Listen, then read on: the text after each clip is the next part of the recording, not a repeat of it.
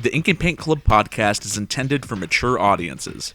These guys can't go about like 3 seconds without saying a swear, so, listener discretion is advised.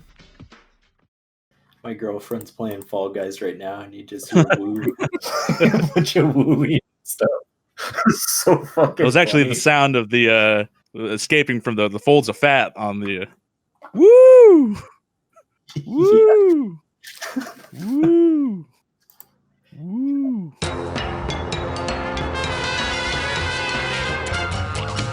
You're listening to the Ink and Paint Club podcast, your weekly home for animation reviews and discussions. Hello, everyone. This is the Ink and Paint Club podcast. Our compadre JD can't be here tonight, so I'm going to be kind of leading tonight's discussion. My name is Matt. We got our buddy over there, Kyle. Oof, ouch, yikes, it's me. It's him. And in JD's steed, we've got our friend Adam back on the show. Hey, I'm back. He's back. He hasn't been around since the Steven Universe the movie episode. Yeah, it's been almost a year. Thanks for having me back on.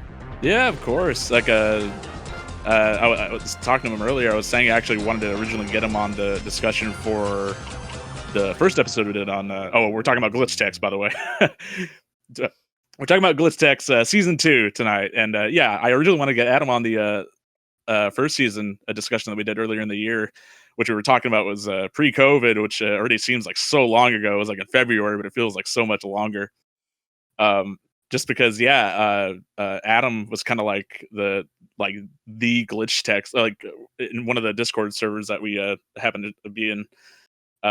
He was always talking about Glitch Text in there, and I just felt like, he seems like he's very knowledgeable on the subject, just because there's a lot of I guess like production history on it, because it was in development for so damn long, and now it was kind of like surprising to finally see it come out.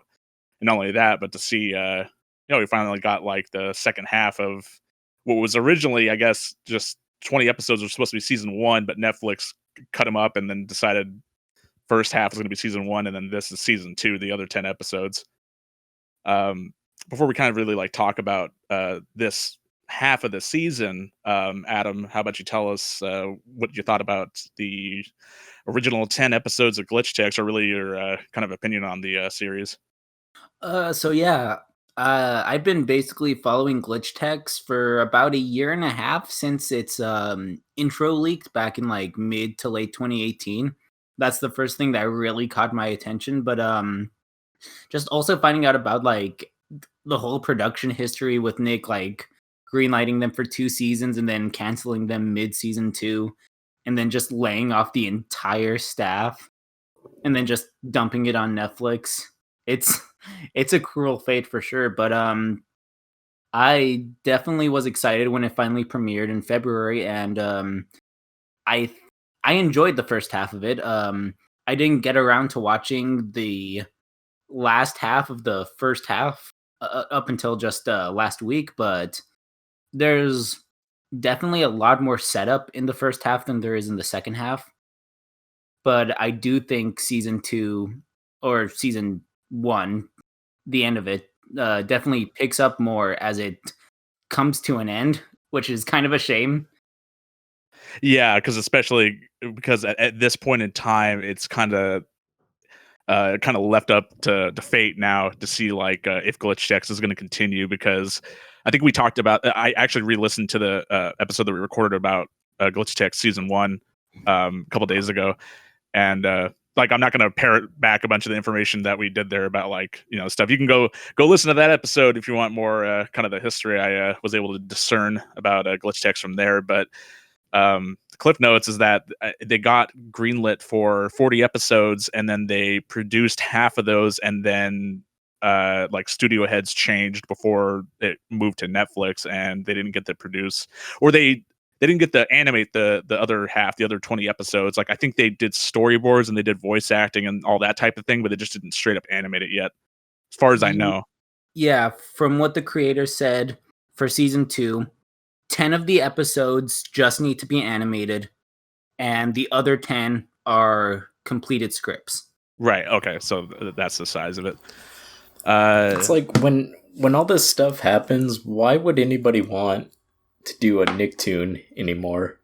We had all this with Harvey Beaks. We've had all this drama with different stuff.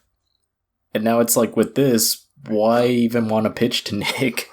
That's it definitely sucks. It really seems like Nick's completely heading into a direction where all they want to do is just really buy out properties right now instead of creating new ones. Yeah, because I mean, I think the last one that the last like original property they really created that's actually endured was what Loud House, right? That's one still going. They just they just did a spin-off. I think they're doing like a movie too. Movie for Netflix.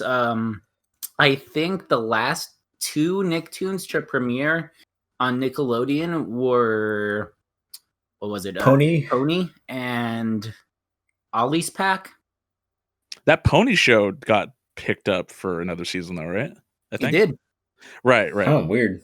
Yeah, and I think like what and because you said like, you know, it seems to be that they're really interested in just buying up other properties, because I think they just got finished up with Rise of the Teenage Mutant Ninja Turtles, right?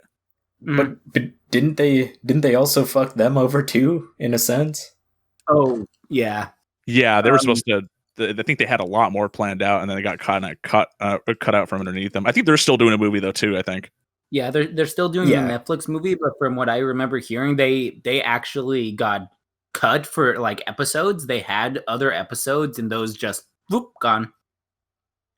So they said that they're toys or something. Because from what I remember, the 2012 the toys sold really well, remarkably well, and then this one the toys not so much. And I think that was one of the reasons. I wonder if that had to do with just how drastically different the turtles looked and stuff too. Maybe a lot of collectors and kids weren't like used to, or were just more familiar with like how they typically look in a lot of those iterations. Maybe they're just put off by it. I think so. But I mean, as an action figure collector myself, the toys looked really fucking cheap, so I wouldn't have bought them myself. Sure. Yeah. But anyways. Yeah, because I think the Teenage Mutant Ninja Turtles was like the last like really high profile one they did. I know they own Garfield now, right? I think that's another one. Yeah, and Smurfs. They're gonna have a Garfield show. They're gonna have a Star Trek show. They're gonna have Smurfs. Do they actually own Smurfs, or did they license them out? I think they're licensing for the cartoon. Right. But still, like, yeah, it's like they're just buying up all these like really old like properties. And just, like, they're licensing some weird book about a unicorn or something. Oh yeah, I think I heard about that. It's all licenses. Garfield is a Nicktoon now. We have to live with that. Yeah, I guess so. Yikes. Yeah, so it is unfortunate to kind of see the direction that Nickelodeon's heading in, and especially with like stuff like with the glitch text and with the most recent Ninja Turtles and stuff. I mean, they're just and that's not to say that the stuff that they're licensing out now might not give fruit to quality product, but just kind of going off of the history of, I mean, like, God, when's the last time you were like excited about a Garfield related project? Or fucking the Smurfs. I mean, like they had like 2 live action movies, and then they had like the Lost Village, that CG movie. I'm not actually sure how that one turned out. It looked better. It stylistically it looked a lot better than the other 2, but I never actually checked it out. So I wouldn't know. It's not marketed towards the sad people that are in their 20s, early 30s that still watch cartoons. It's for fucking kids. We all got to realize that. Yeah, no, and that was funny because we talked about that on the other Glitch Ticks episode where I remember JD was probably the most critical out of us about Glitch Ticks because he was mentioning how he was kind of put off a lot by Miko and about the gamer speak really in general. But then like we have to kind of come to terms with, the audience for this is going to probably be into her character archetype and the gamer speak and everything else. Although to the show's credit, and like as I said, it wasn't really that much of a problem for me at the time. And this most recent set of episodes, I feel like kind of downplay a bit about those. Yeah, they toned it down. Yeah, so and it's just one of those things where, like, it's great to see, like, when a show is allowed to grow, how it evolves and how it kind of addresses maybe, not necessarily criticisms because they would have been producing this stuff before it ever aired, but just to see, like, Yeah. how the writing staff grows and how they kind of get adjusted to writing the characters and, like, performing the characters and, everything else. Which is why it's going to be really disappointing if Glitch Text doesn't get those other 20 episodes animated, because I mean there's just so much promise there, just going off of the episodes that aired here. Like I would really like to see more. Yeah. Definitely. I think one of the big problems that when you're trying to make a show about video games is a lot of times the people doing the show don't really have the they don't have the knowledge. So a lot of it comes off of very basic and pandery. Yeah. And when I watch Glitch Text, I don't feel that. Glitch Text always feels extremely genuine with what it's doing. It feels like you can tell that these people know these video games, they love these video games, and they want to make a very nice tribute to it without it being like too basic or like too over explaining.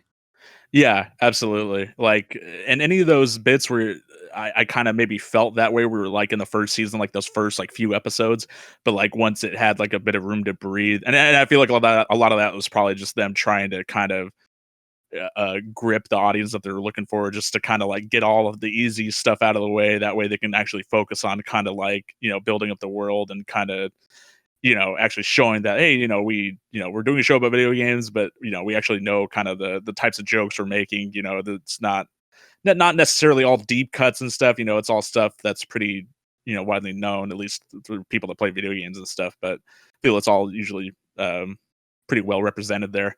I really did enjoy, like, I haven't watched the season 1 episode since it aired, but just going off of what I remember, I feel like I really enjoyed these most recent 10 episodes a lot more. I feel like they're definitely were hitting their stride with these ones, with one episode being the exception, but we'll talk about that a little later. Yeah. So maybe we should actually talk about some of the episodes. I definitely I took some notes like through all the episodes, just kind of writing down some of my favorite like little moments and references and stuff. And I feel like I definitely took a lot more this time than I did the last time, just because there's like a lot of really good there's a lot of really good action and like a lot of really good references and stuff in this one. But because with the exception of the one episode I mentioned, which is a clip show, everything else is pretty unique. Then we got like the there's like the episode where they get like the fake Pong machine, and it's just like the fucking pixel that's just bouncing around all over town and like destroying shit. Yeah. That one is pretty funny. There's the episode that's like the Five Nights at Freddy's takeoff. Like, not entirely, but I mean, there's definitely, you can tell that that's what they were going for. Yeah. It was a real groaner for me. Yeah. I thought it was actually handled pretty well. They didn't overindulge too much. It was more about just the idea of the animatronics being creepy. I'm never gonna get the fucking phrase, I'm gonna smash your Hector out of my head. I'm going to smash you, Hector. Yeah. No, a lot of recent cartoons have kind of gone the Five Nights at Freddy's route, and that's why it's kind of a groaner. Like, what was it? Gravity Falls did it, and it was like, all right, those kind of had the popularity. Trying to think of other ones right now. I think Regular Show did a thing with attacking robots and stuff. They did, yeah. You know what? I do remember in Regular Show they had the fucking animatronics, and they all get shot to death at the end by the police. They have a shootout. Yeah. That's a great episode. That was great. Yeah, it's just, I don't know, one of those things. It was kind of a groaner for me. Okay, well, I mean, that's fair. Yeah. Yeah, what were some of your favorite stuff, Adam? So like you mentioned, I really liked the Pong episode. That was great. There's a lot of really good things that happened in that episode. Finding out that Five's dad is in jail. That was a Yeah, really cool thing. Finding out that that. yeah, that was something with these 10 episodes that they definitely did a lot more than the first half. Was they kind of delve a bit more into some of the characters, not necessarily their backstory, but kind of like at their past and stuff. We do get to see a little bit of Five's history with like his dad and stuff, and how he used to be a coder or programmer, and he went to jail even though it was like a white collar crime. Um, you get to see kind of like Miko's history with like being like the new kid in town, and how she uh, fucking ended up killing the animatronic, and how she kind of got like what was it, like the episode with the high score in the fucking DDR fighting game. Yeah. Yeah. Then you even get stuff with like Mitch Williams' past, like his streamer family that he used to be like a member of before he like started doing the glitch text things full time. So, dumb question, but the person working in the food truck with his grandma, who's that in relationship? I would assume Is that his probably uncle? the grandpa or something. Yeah. He calls him Poppy, so it's his grandfather. Okay, I assume that was his dad. I think that's a fair assumption. I think like I probably thought that when I originally saw that too. Like I didn't really even think that much about it, because in those first episodes of season 1, we get to see a lot of like Miko's family, and then we don't actually get to see much of Five's family initially, and then we find out the stuff about his dad here. So yeah, it was nice to see like a little bit of their family quabbles and issues and stuff. That was pretty fun. It just made me go, "Oh, wait, that's his dad. Oh, wild." Yeah. I actually had a similar thing where at first I thought Cree Summers' character, I thought at first she was Five's mom. Yeah. He was constantly talking about his father, so I'm like, oh, okay, this makes sense. But nope, just a family friend again. Yeah, I kind of had that thought at first too. That was it's always fun to see Cree pop up in the cartoons. Although speaking of that, we do get a fair number of kind of like little voice cameos here and there, or not really cameos, because I mean, well, there's one that's a cameo. I'll talk about that later, but we do get introduced to like a full new character in these 10 episodes. Well, she's not in all 10. She gets introduced in the first one, and then she shows up a little bit later. But there's a new character called Ridley, who's voiced by Ashley Birch, and I think Ashley Birch actually ended up writing on some of these episodes too. I know she wrote on the first episode that Ridley popped up in. Who is that for someone that doesn't know? Ashley Birch. Oh, Ashley Birch is she's like a really well-known voice actress now, but she originally got her claim to fame doing "Hey Ash, What You Playing" on YouTube with her brother Anthony, who is very infamous for just kind of being an overall garbage truck man, a dumpster fire man. But no, I enjoy Ashley Birch's voice work. She's done like Enid on OKKO. She did Parvati on Outer Worlds. She's done. I think she did one of the main characters in Life is Strange. I can't remember which one. I didn't play much of that. I think she was Chloe.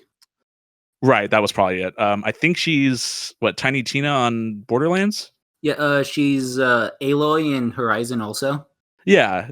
So she's been doing voiceover for like a good while now. I think she's mostly probably well known for that now.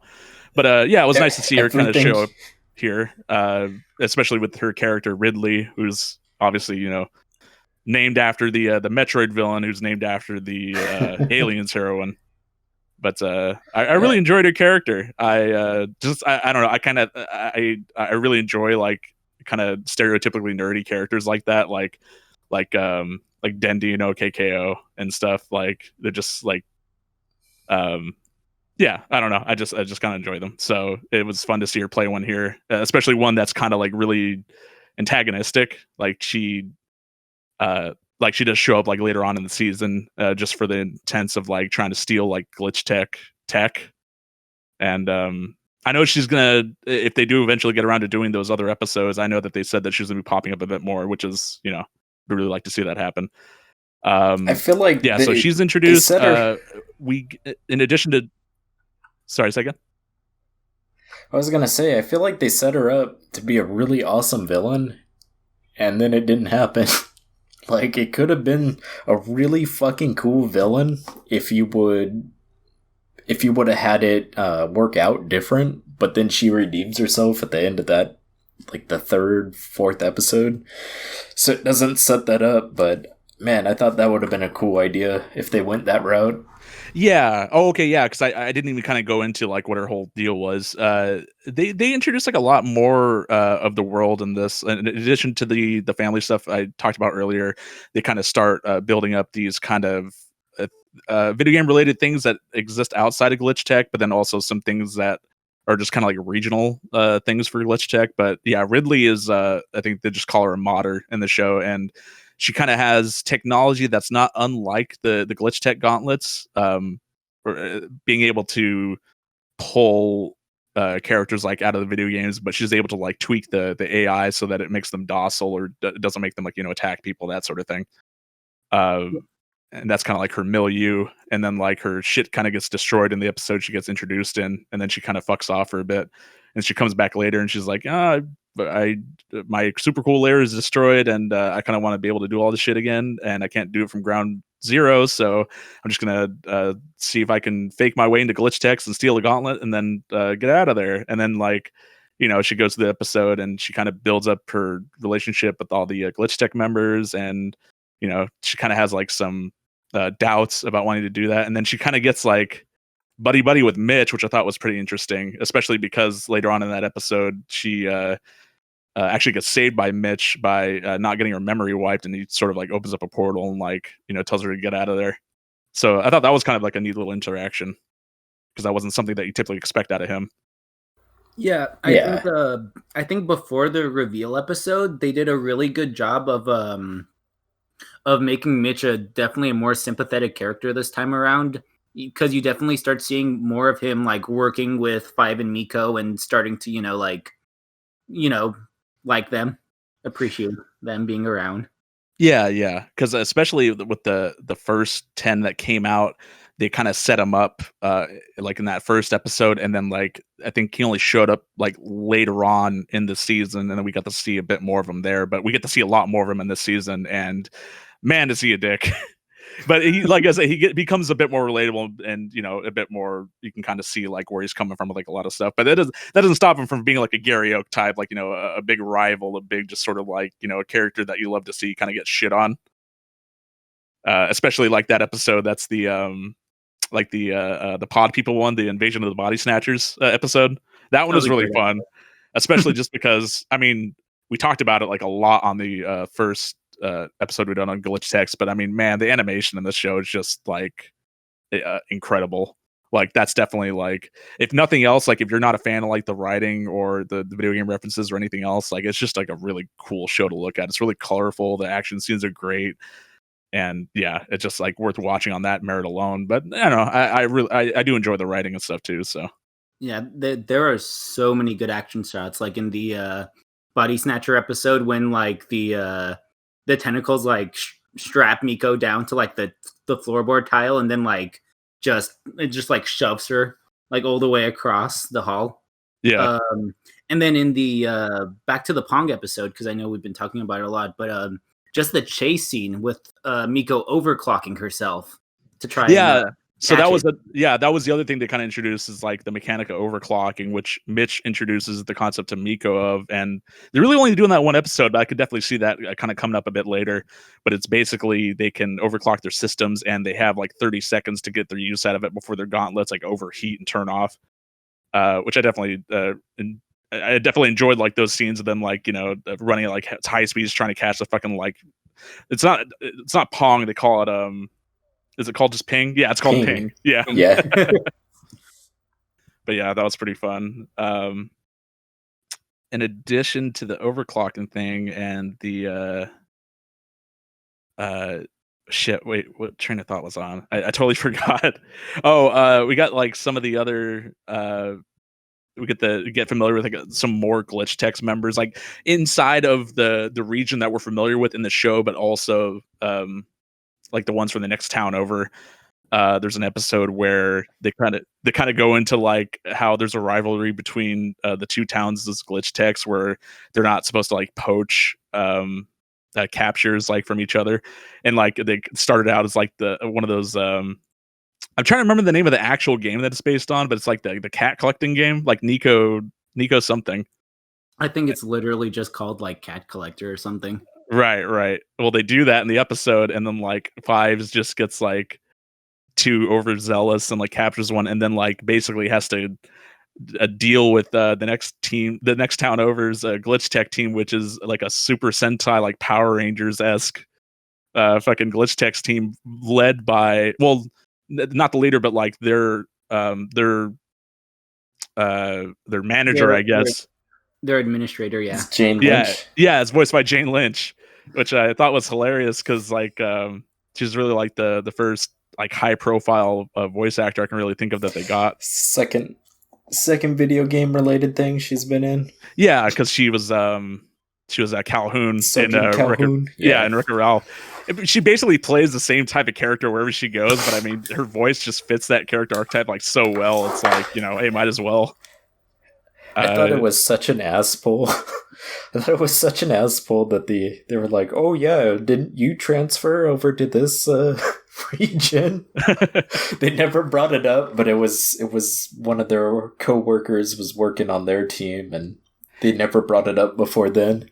Did they? Well, it's funny because she appeared in the Body Snatchers episode. Yeah, like, she's in the fucking crowd shot, and I noticed her there, and I was like, I don't think I remembered seeing her in the first 10 episodes. And then like, yeah, she shows up later in that episode. I'm like, oh, okay. She was in the episode with I think where they're showing Ridley the thing. And they were like, oh yeah, we have these people training weapons, and that might have been she was using a cannon. Yeah, she was different in a things, couple of episodes before the Dabney episode. Dabney, that was I was trying to remember the whole time what the fucking town is called. Is Dabney? That's right. But no, I actually wanted to talk about that because I think that's where another thing I noticed that where it started getting really good was because by the end of that episode, they started working together as a team, like both sections of the glitch text too, because they get rid of the rule. And then in the next episode with the DDR fight, you see them doing it again. So it was starting to become like a consistent thing that they would work together to get rid of these larger glitches. And I really liked that team aspect. Yeah, especially in that episode, because I think that's definitely my favorite reference so far was they like the later half of that episode is basically them doing a spoof on Shadow of the Colossus, where like they're having to like climb up the monster and like find the weak point and all that stuff. And I thought, oh, like, that's really rad. In addition to like, just the whole DDR thing, just because, I'm a fan of DDR. So I think that comes into they've been saying that there's a lot of like Ghostbuster references and stuff.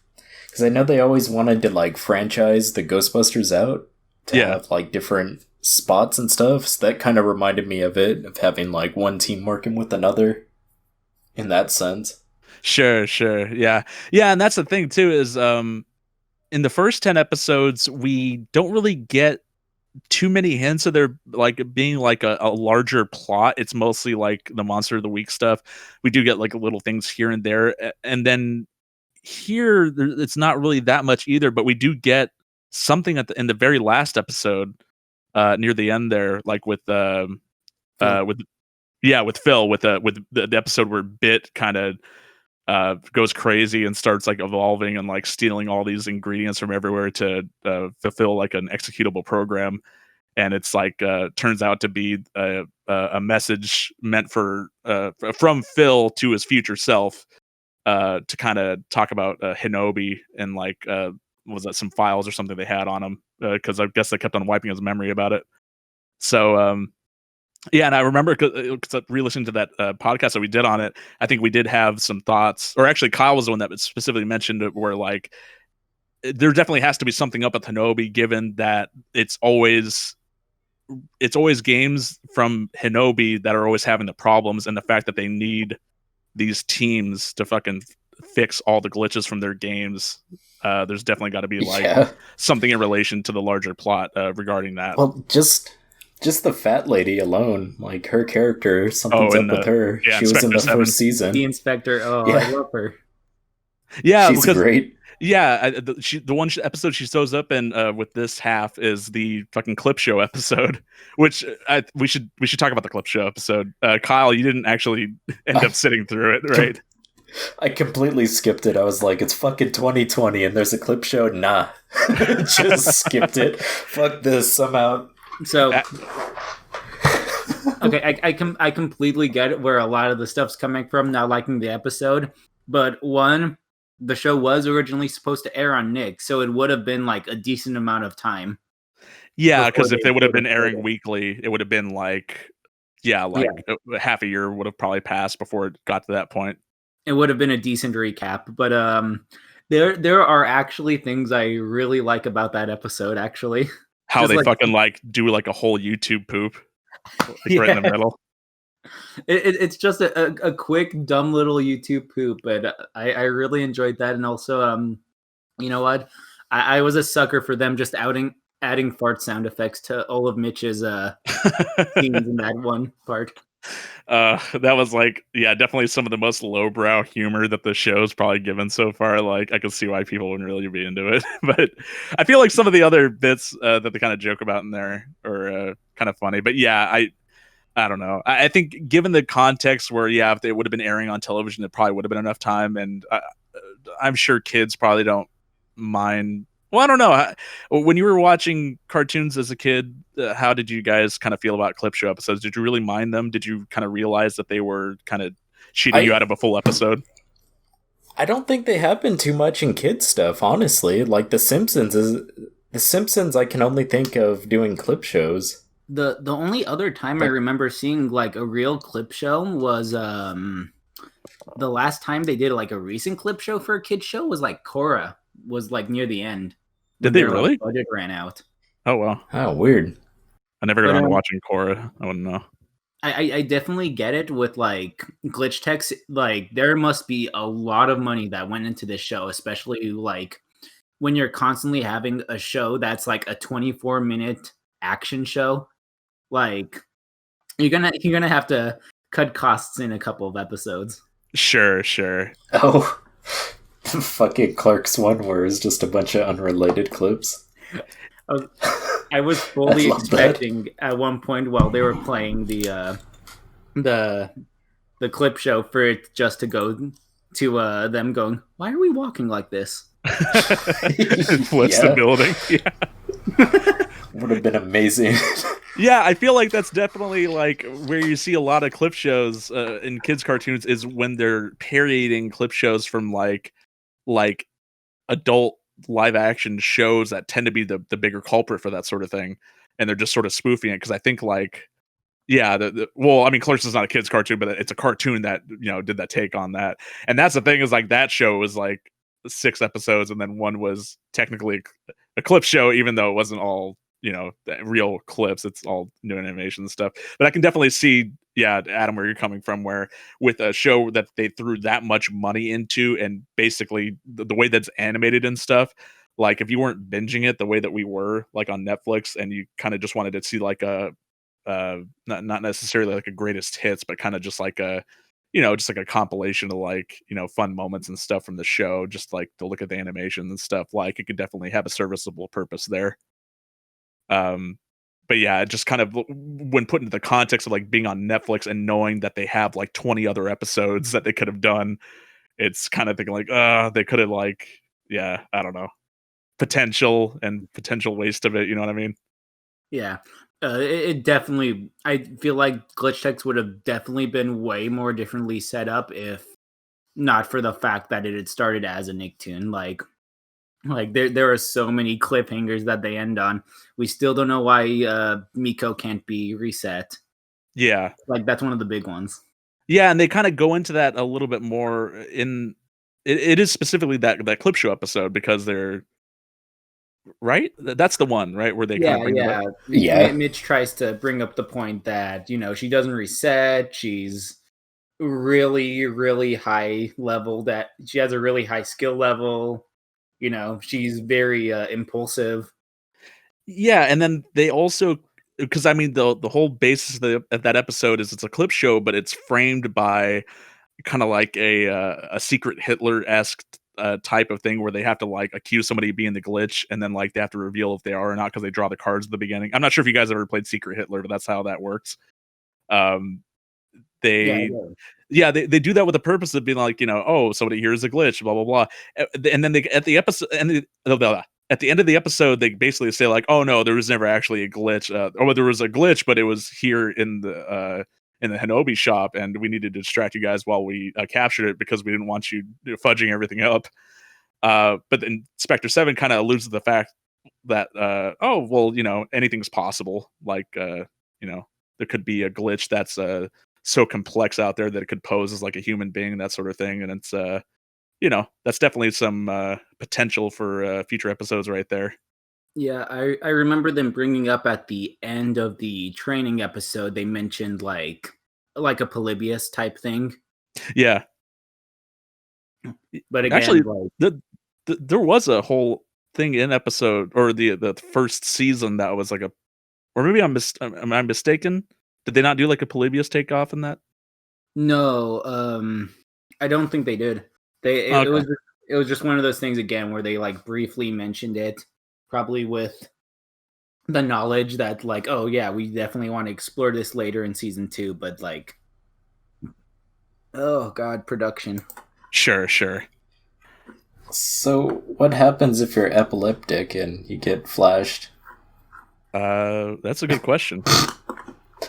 I have no idea. Although speaking of epilepsy, I did notice that they actually did have warnings up for I think almost every single episode about like the flashing lights warning, everything, just like don't watch this. It's kind of like all over the place. Like there was one episode that they did where it was the episode where it was the Furious Five. It was like Mitch's family and like the streamer house, where I honestly couldn't tell for like the first like 5 minutes if there was just something up with the visual quality of the episode, like if it got uploaded weird, because there was this like something going on with the colors, and then I didn't realize until until Mitch entered the house when it was like a darker color set, and I was like, oh, okay, everything's normal now. It's because the fucking house is like glitching out and the colors are all fucked up, and it's causing everything around in the vicinity to have like this weird thing. But yeah, no, it kind of really caught me off guard. I was gonna like almost fucking hit up Kyle and JD in the chat and be like, does this look all fucked up for you guys too, or is it just me? Like, it was really bizarre. I watched it on Kim, and it was like really shitty quality, even though it just came out. Oh, okay. So I didn't really notice much of anything. Okay, oh, that's fair. Yeah, no, I remember for the first half of season 1 when they first came out, they had very heavy like anti-strobing, anti-seizure dimming, and I'm actually really glad that Netflix saw the response and put a epilepsy warning instead, because like this we've all talked about it still, but this show is like visually like beautiful and insane, and it was a shame having that like having it get like dimmed in certain parts of it. Sure, yeah. Because when I think about them kind of when I think about how a certain other company kind of dealt with that sort of thing, like I think of Nintendo, like when they like re-release some like their older like NES, SNES games nowadays, and they like kind of redo a bunch of the graphics to be more for the more visually sensitive and stuff. Like I remember specifically like there's the game over screen for Zelda 2, I think, where like Zelda 2. yeah, where like it fucking like flashes all the colors, and then like on modern re-releases, it's just like a static like color, and it's not as visually interesting. But in the for wanting to more safely present the game to a wider audience of people, that's definitely preferred. But for kind of like for kind of more of a authentic experience of wanting to replay the games and stuff. That's why there's always going to be people wanting the original releases or ports where they didn't you kind of mess with that sort of thing. what else haven't we talked? I think we kind of covered like almost all of it. Oh, okay. There was one thing I wasn't sure if you guys are familiar with Overwatch at all. Yeah. Not too much. Okay, so Adam, you definitely picked up on like the big Overwatch reference in the Streamer House episode, right? What reference was it? So the tech specialist that shows up in that episode is he's voiced by I'm not gonna fuck up his name. Fred Tatascore? Fred Yeah, so who's in tons of like cartoons and stuff, but more recently he's known for providing the voice for Soldier 76 in Overwatch. So the tech specialist in this episode is voiced by him and looks almost exactly like Soldier 76. He's got like the fucking like receding white hairline. He's got like the visor, like the way that he's dressed is almost entirely like it. And it just like, as far as like video game references and stuff go, like it's a more of a modern reference, and it's kind of like you wouldn't totally get it unless you were like an Overwatch fan, I guess. But still, it was like really funny to see like that they would go through the effort of doing that. I had a feeling it looked familiar. I saw it. I'm like, this is some sort of reference. I couldn't quite put my finger on it, but now looking at it, it's definitely a Overwatch thing. But I thought you were going to talk about the similar Overwatch episode that they had in the first part of season 1. I'm not sure I recall. That was the one where Mitch sort of gets infected, so he has to stay behind, but he like convinces Five to be like the leader. Oh, like okay. An asshole and stuff. Right. Yeah. No, this amusement park. This reference is definitely a lot more direct. And the thing that was funny was because I saw the design and I thought, oh, that kind of looks like Soldier 76. And then like I heard him talk and I'm like, okay, that actually sounds a lot like Soldier 76. And then when I got to the end of the episode and I looked up who the voice actor was, I was like, yep, no, fucking, it was definitely spot on. Like, yeah, it was just really funny. I'm wondering if they just kind of did that and then with the intention of trying to get him in there to voice him, and then like because you know how it is, like a lot of like the references and stuff here, sometimes they don't get the original voice actor for this sort of thing, because I mean they don't explicitly name anything by name either. It's always like fake names and all that. Although there was actually a glitch in one of the episodes, and it's funny because they introduce a character named Ridley, and then they have a monster in another episode that looks exactly like the space pirate Ridley from Metroid.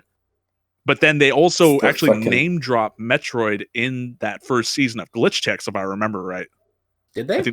I think so. Well, they don't name drop it like in the way that like, oh, they're talking about Metroid by Nintendo. It's more like in like how they're just dropping like random phrases as gamers speak, as for like reactions to things. They use the name, they use the word Metroid in some aspect of that. Was it part of the Castlevania episode? It potentially might have been. I'm not sure if they called it a Metroidvania or something like that. They definitely didn't, but I think it was like similar. Yeah. Let's look it up. Yeah. Metroid. Miko mentions a certain Nintendo series by name when Ally transforms. Heavens to Metroid. Oh, okay. There you go. Yeah, so like I said, it literally was a reaction, but using gamer speak. So, yeah. I think we talked about every episode. I think we kind of touched on them all. Yeah. This is right here. Polybus, was that what you said? Polybius, yeah. They call it there we go. Polybius, I think. Yeah, that's what it is.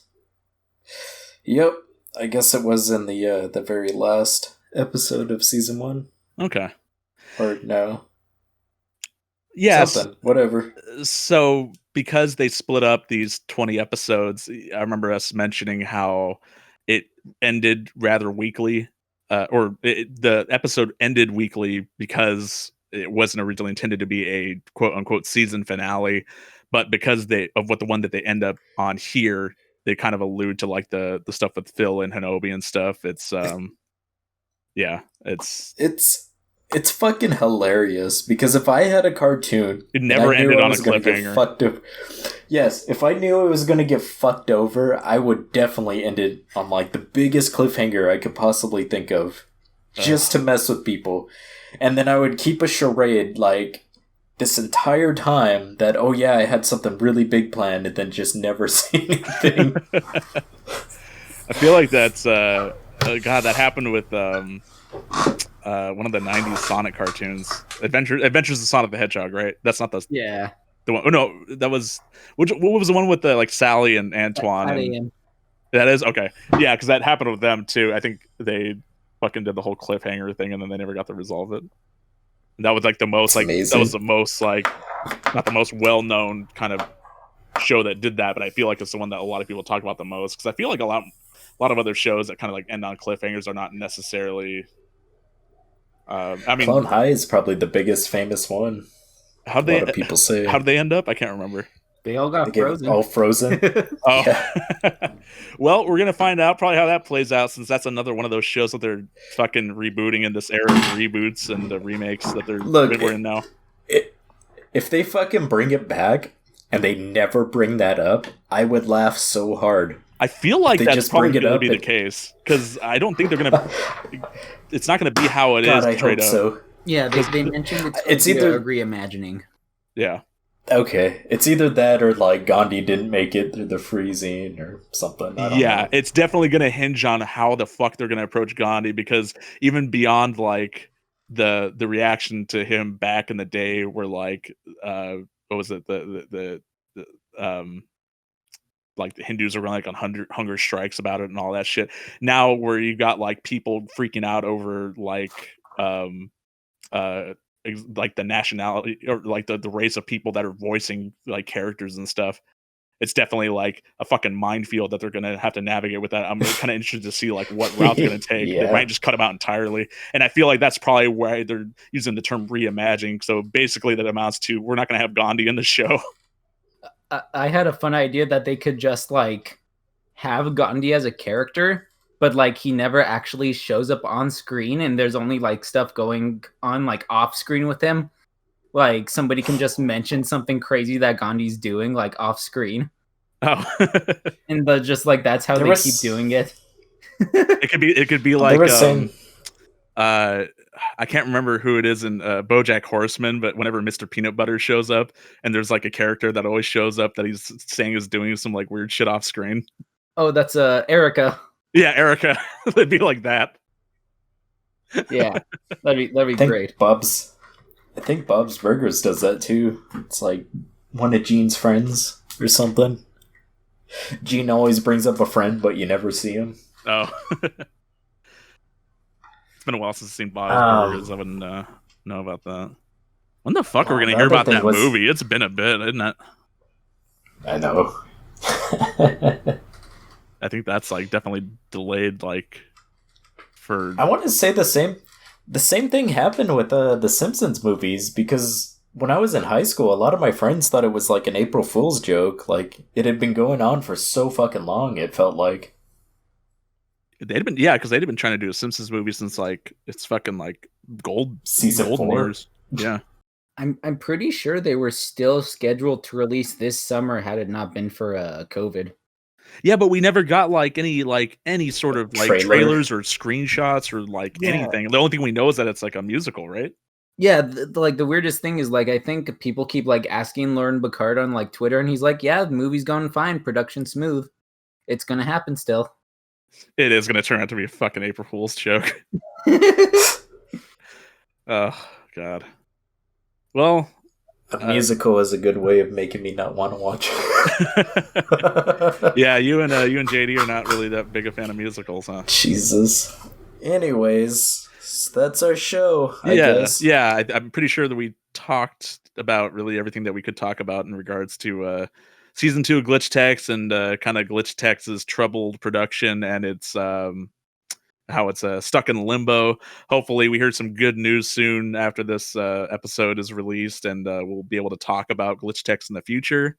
If not, I feel like the 20 episodes that we have are definitely, some of the most quality animation that you can find on Netflix, and maybe just like Nicktoons in general. So if you haven't checked it out, it's definitely a high recommend from me.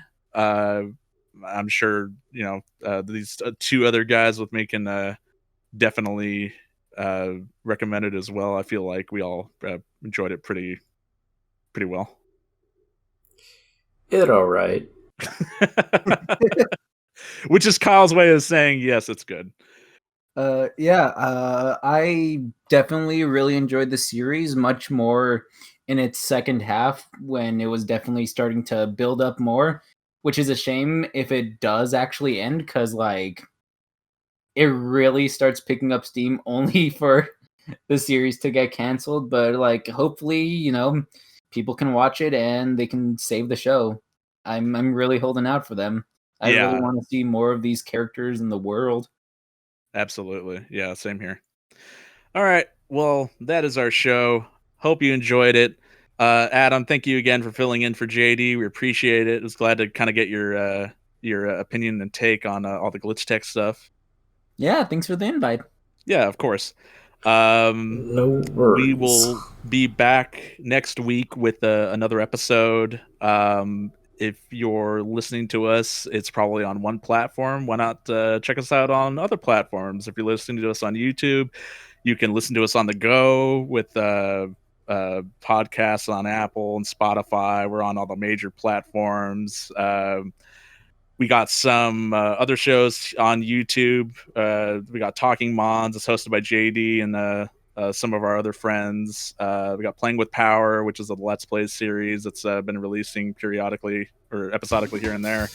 Adam, do you want to promote anything?